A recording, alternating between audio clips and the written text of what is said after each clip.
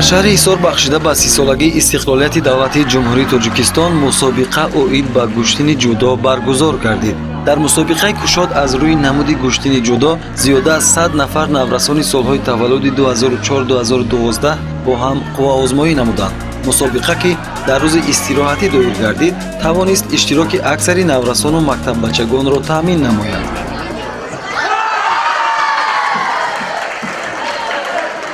дар асоси нақшаи чорабиниҳои Кумитаи кор бо ҷонон варзишӣ назди ҳукумати ҷумҳурии Тоҷикистон бо дастгирии мақомоти иҷроии ҳокимияти давлатии шаҳри Ҳисор мусобиқаи гӯштӣ бахшида ба 30-солагии истиқлолияти давлатии ҷумҳурии Тоҷикистон дар байни наврасони ҷавонон дар шаҳри Ҳисор баргузор гашта истодааст. ҳадаф аз баргузор намудани мусобиқаи мазкур пеш аз ҳама ҷалби наврасони ҷавонон ба тарзи ҳаёти солим ва омода гардонидани варзиш мебошад. имрӯза бошад дар ҳудуди шаҳри Ҳисор мусобиқаҳои варзишӣ аз қабили футбол, гӯштин, волейбол байни бонувон ва дигар мусобиқаҳои гӯштӣ мунтазам баргузор гашта истодааст.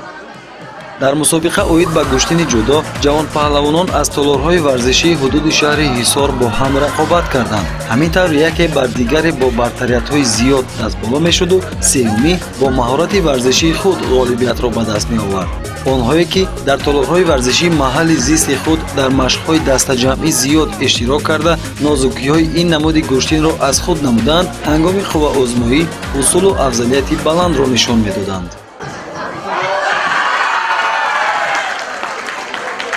ёдрас мешавем ки дар шаҳри Ҳисор дар мусобиқаи кушод оид ба гӯштини ҷудо наврасону ҷавонон миёни ҳам дар вазнҳои аз 20 то 73 килограмм рақобат намуданд. мусобиқа таҳти роҳбарии устодони варзиш Аъзамшоҳ Расулов, Дилшод Бобоев ва доварони соҳибкасб Маҳмад Аюб Мирзозода ва Ҳақназар Назаров ҷараён гирифт. устодони варзиш ва доварон кӯшиш карданд ки ҳар партофту заҳмати иштирокчиёнро ба инобат гирифта ғолибияти онҳоро шаффоф баҳодиҳӣ кунанд. қисми зиёди иштирокчиёни мусобиқа оид ба гӯштини ҷудо хурдсолон буданд. ин ҳолатро метавон ба он марбут донист ки ифтитоҳи толору маҷмӯаҳои варзишӣ дар чанд соли охир тавонист таваҷҷӯҳи волидонро ба худ ҷалб намояд.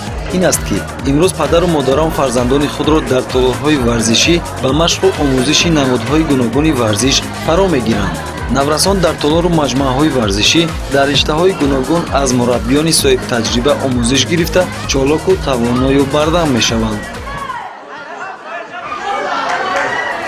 гӯштини ҷудо шомили бозиҳои олимпӣ аст ва варзишгарони тоҷик ҳам ба он таваҷҷӯҳи махсус доранд.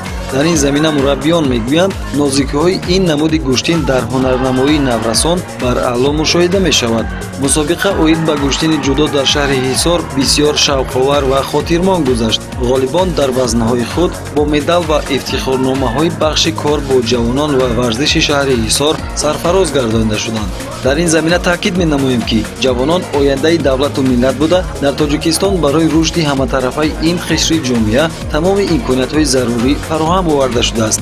ин имкон медиҳад ки мураббиён ҳангоми сафарбар намудани онҳо ба мусобиқаҳои ҷумҳуриявию байналмилалӣ ҷудочиёни бо маҳоратро бе мушкилӣ интихоб намоянд.